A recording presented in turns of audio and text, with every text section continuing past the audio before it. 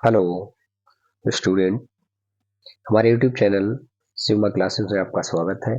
पिछले वीडियो में हम लोगों ने देखे थे सवाल दूसरे के 3 पार्ट। ये अब देखेंगे सवाल नंबर 3। क्या कह रहा है? कह रहा है अभाज्य गुणनखंड विधि द्वारा निम्नलिखित गुणांकों पूर्णांकों के एचसीएफ और एलसीएम ज्ञात कीजिए। तो इसका फर्स्ट पार्ट देखिएगा स्टूडेंट।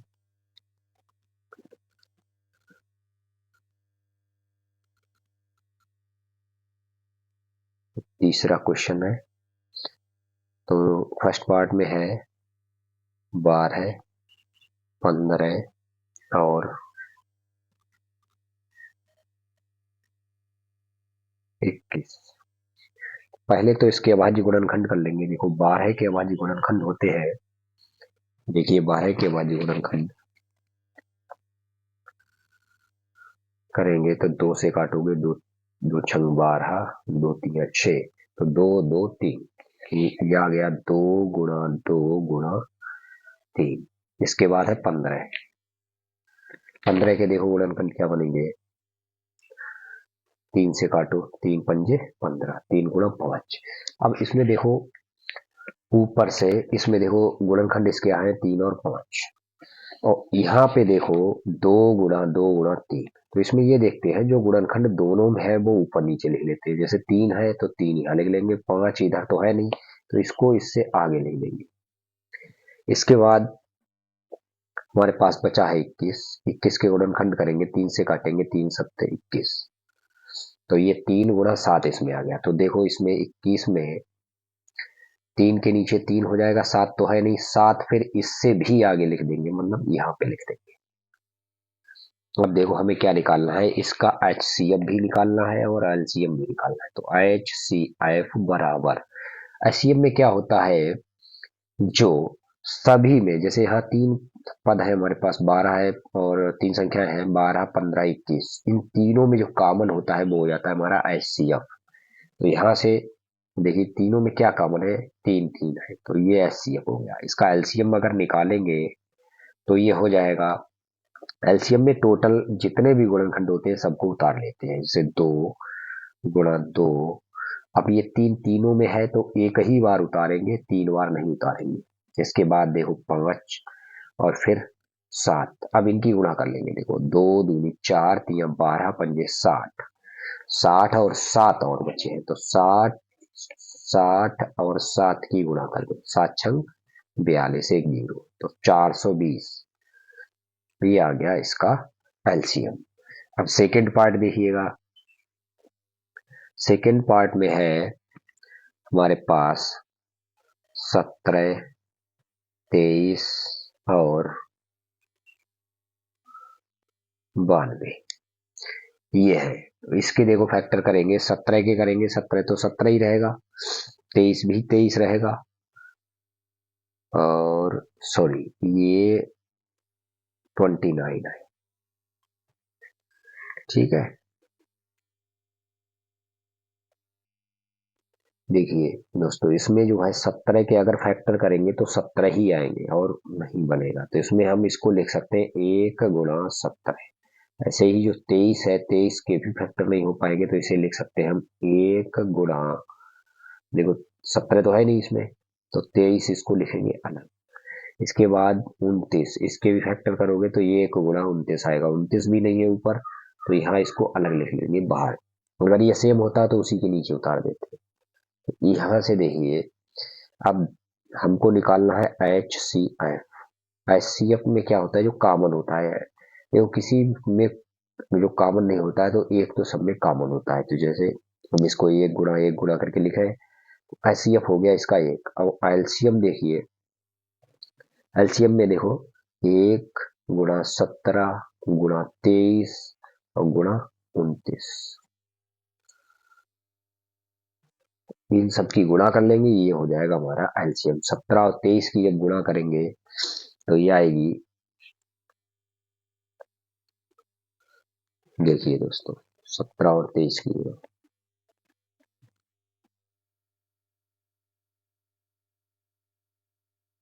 17 तिया 51, 8 से लगे 5, 17 दूनी 34, 34 और 5 39। अब क्या बचा है? अब बचा है हमारे पास 29। जिससे भी कर लो तो 9 9 एक 9 9 ने 81 हासिल 8 और 9 3 27 और 8 35। 2 से करो तो 1 2 2 ने 18 और 2 3 6 और 1 7। तो ये हो जाएगा 9 3 8 5 13, ये 3 7 3 10 और 1 11। ये आ गया 11 33 9। इसका एलसीएम आ गया भाई 11 33 9। ठीक है। अब जो थर्ड पार्ट है,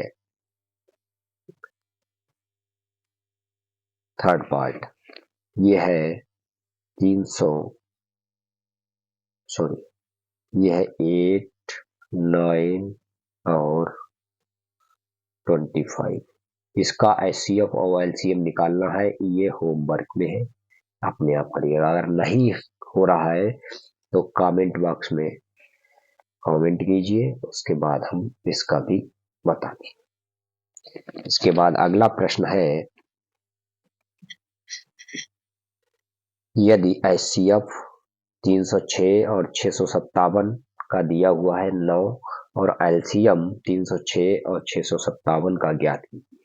तो हमें क्या दिया है? एचसीएफ दिया है और एलसीएम ज्ञात करना है, संख्याएं दे रखी है। तो इसे ज्ञात करने के लिए हमारे पास एक फार्मूला होता है, दो संख्याओं का गुणनफल। देखिए सवाल नंबर 4। तो यहाँ पे हमको दिया है HCF, ये किसका है? 306 और दूसरी संख्या है 657। ये दिया है हमको 9 और एलसीएम ज्ञात करना है। तो इसके लिए होता है, सूत्र होता है हमारा, दो संख्याओं का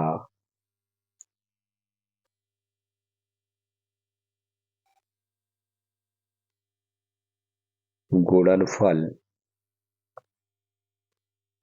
बराबर HCF इंटू एलसीएम। ये फार्मूला होता है। तो दो संख्याएं कौन कौन सी हैं? एक तो 306 है, गुणा गुणनफल होगा इन दोनों का, यही दोनों संख्याएं हमारे पास 657 और बराबर HCF कितना है? 9 है इंटू एलसीएम। तो एलसीएम अगर निकालेंगे तो ये 9 इधर जाके कहाँ पहुंच जाएगा? बटे में पहुंच जाएगा। तो एलसीएम बराबर हो जाएगा हमारे पास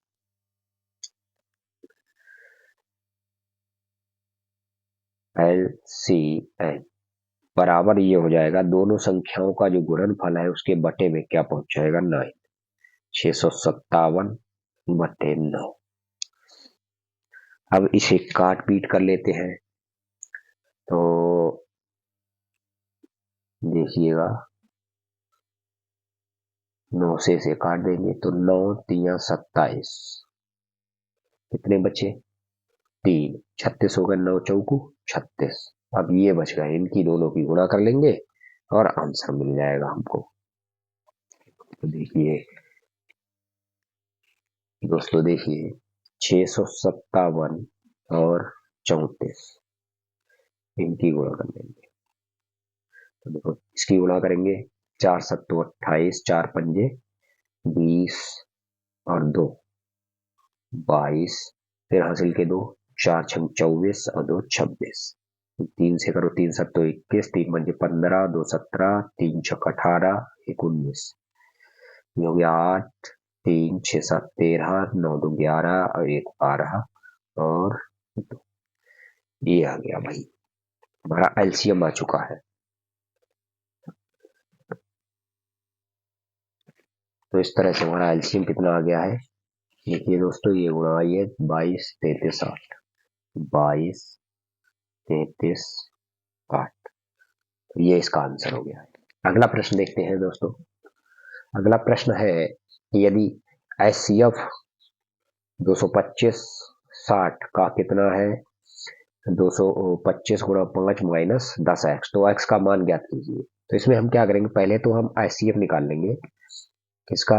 225 और 60 का, वो यहाँ वैल्यू रख देंगे, फिर इस समीकरण में तो ये x का मान मिल जाएगा। तो देखो 225 और 60 का एलसीएम निकालेंगे। सवाल नंबर 5।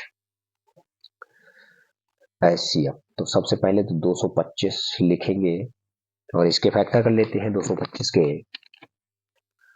225 से काटेंगे,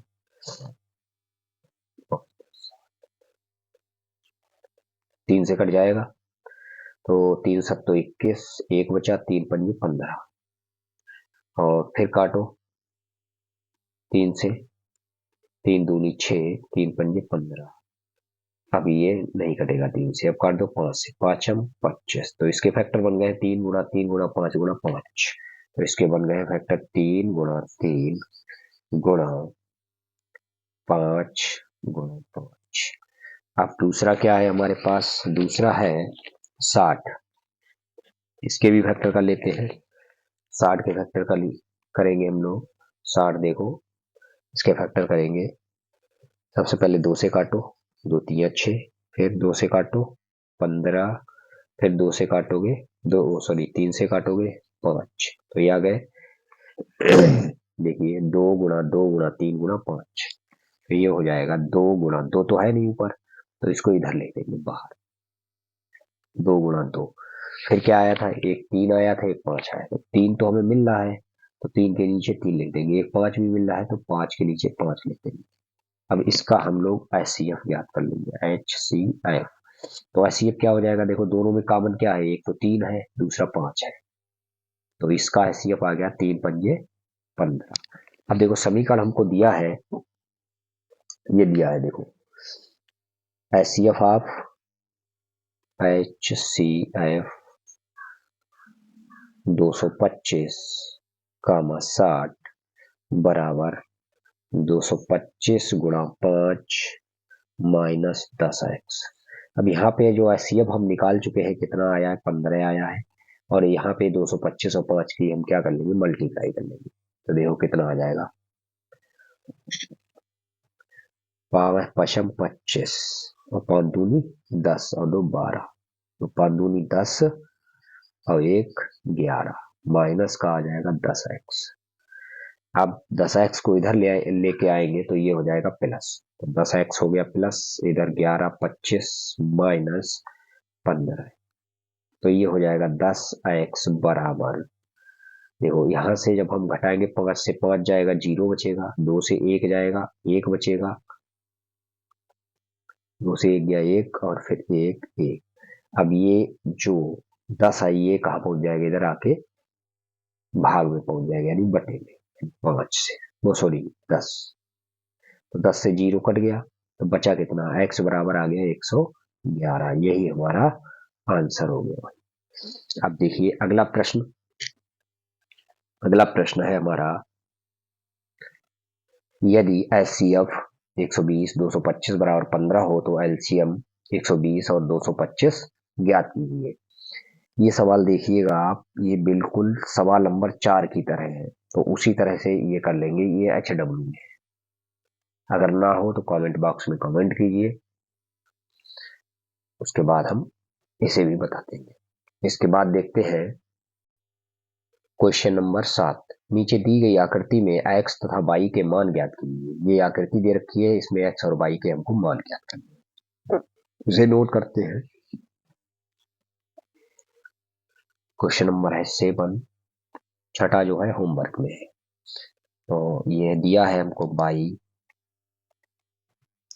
और एक बॉक्स इधर है, दूसरा बॉक्स इस तरह से है, फिर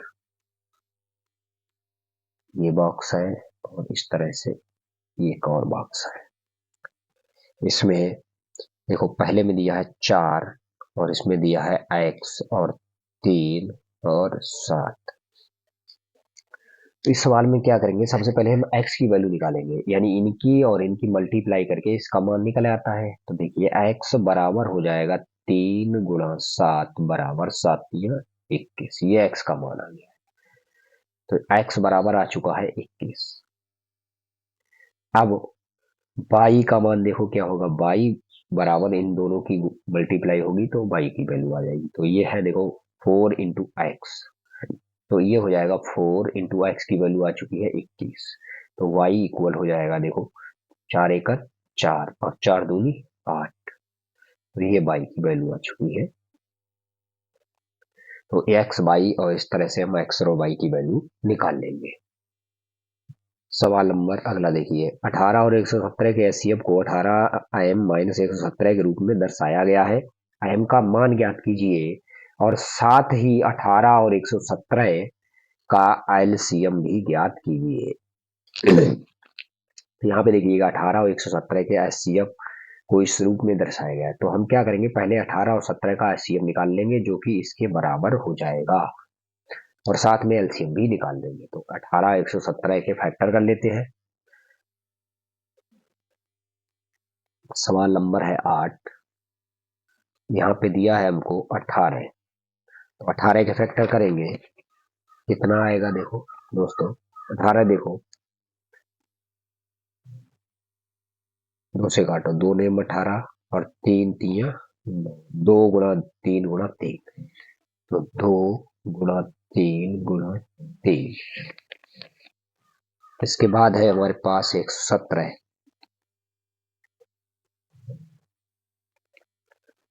अब देखिए 117 के अगर हम फैक्टर करेंगे तो ये 3 से कटेगा, 3 तिया 9 बचे 2, 3 दिन 27, फिर 3 एकन 3, 3 तिया 9, ये अगर 3 गुणा 13 है। तो 117 के जो फैक्टर करेंगे 3 के नीचे 3 आ जाएगा, फिर 3 के नीचे 3 आ जाएगा और 13 और बचा है वो बाहर आ जाएगा। तो इस तरह से हम इसका एचसीएफ ज्ञात कर लेंगे। तो एचसीएफ हो जाएगा, देखो 3 गुणा 3 बराबर 9। एलसीएम भी ज्ञात कर लेंगे, सॉरी एलसीएम।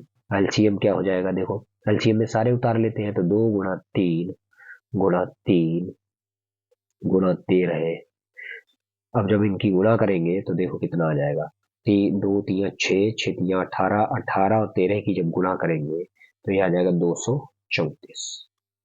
ये एलसीएम देखो, इसमें एलसीएम भी पूछा गया था तो वो हमने अभी निकाल दिया है इस सवाल में। देखो 118 का 18 और 117 का एलसीएम ज्ञात कीजिए, तो एलसीएम भी ज्ञात हो गया। एचसीएफ हमको जरूरत पड़ेगी इसको निकालने के लिए, तो वो भी ज्ञात कर दिया।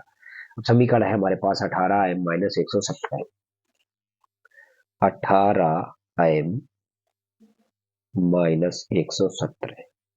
तो ये देखिएगा किसका किसका एचसीएफ है, ये 18 कामा 117, 18 कामा 117 का एचसीएफ बराबर है 18 m माइनस 117। तो इसका एचसीएफ आ चुका है हमारे पास 9 बराबर 18 m माइनस 117। अब इसको हल करेंगे, 117 को इधर ले आएंगे तो ये हो जाएगा प्लस, तो 9 प्लस 117 बराबर 18 m। अब यहाँ से इनको जोड़ लेंगे तो ये हो जाएगा 9 7 16 और 1 1 2 और 126, ये 18 आ जाएगा बटे में, तो ये आ गया m। तो 18 सत्ते, इसका मतलब m की वैल्यू आ चुकी है हमारे पास 7, m का मान निकल आया। इस तरह से सवाल नंबर 8 भी कंप्लीट होता है। तो स्टूडेंट इस वीडियो में यहीं तक रखेंगे और आगे के सवालों को देखेंगे नेक्स्ट वीडियो में। अगर ये पढ़ाया हुआ अच्छा लगे तो आप लाइक कर दीजिएगा और सब्सक्राइब नहीं किए हो हमारे चैनल को सब्सक्राइब कर दीजिएगा, जिससे आने वाले नेक्स्ट वीडियो का नोटिफिकेशन आप तक पहुंच सके। Thank you.